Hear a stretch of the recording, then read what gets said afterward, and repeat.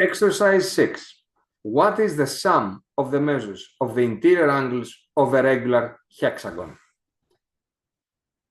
So, hexagon is a polygon with 6 sides.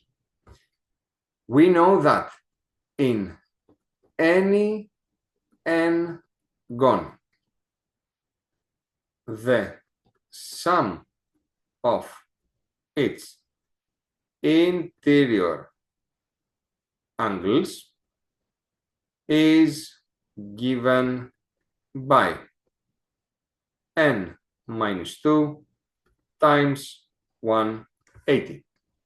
Whether it's a regular. Regular simply means that all the interior angles are equal to each other. But whether it's a regular or not, in any n-gon, the sum of the interior angles is always given by this formula, n minus 2 times 180. So if it's a pentagon with 5 sides, it would be 5 minus 2 times 180. If it's a hexagon, like this one, it's going to be 6 minus 2 times 180, which is equal to 4 times 180, and that's equal to 720 degrees, which makes B the right answer for this question.